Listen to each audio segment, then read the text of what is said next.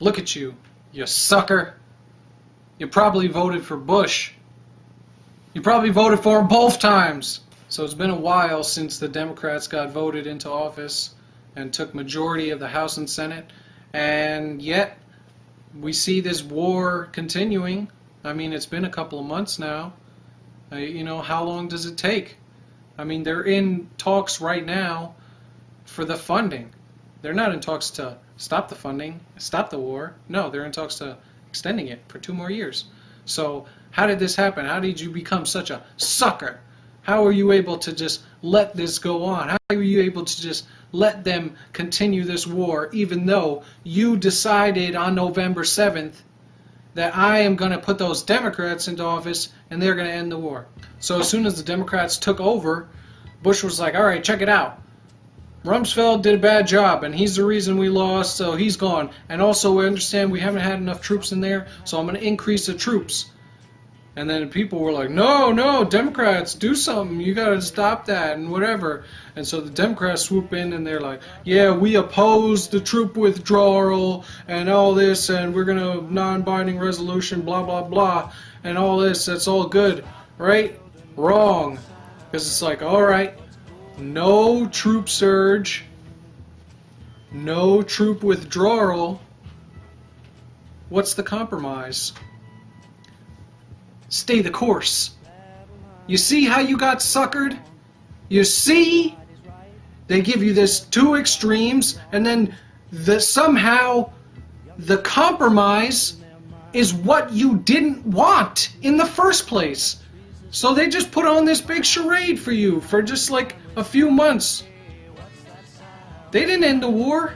What the fuck?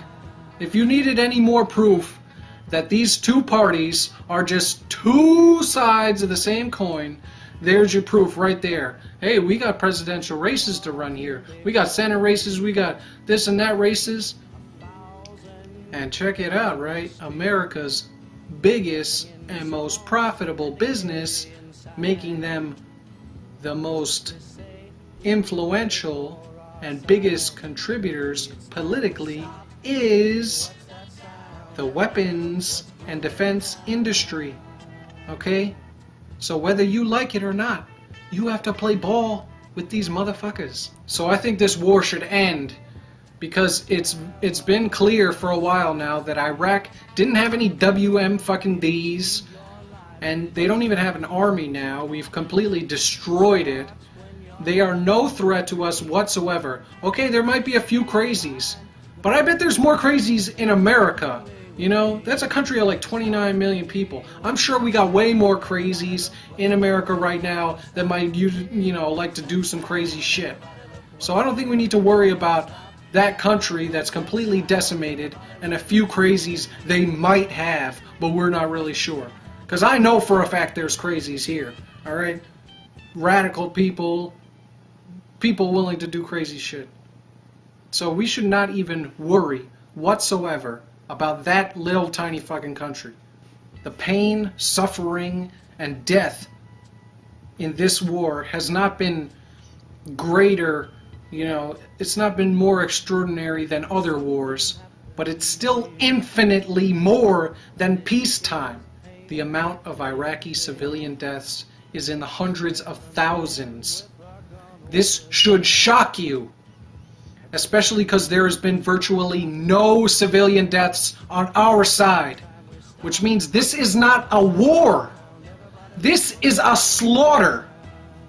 Dick Cheney, former CEO of Halliburton, the company making the lion's share of profits in Iraq, couldn't he fly, you know, a little bit under the radar? Couldn't he go for like the 2nd most profitable company in the war? I mean, the top grossing company in a war started on lies, and they had no bid contracts? I think he shot the wrong guy in the face.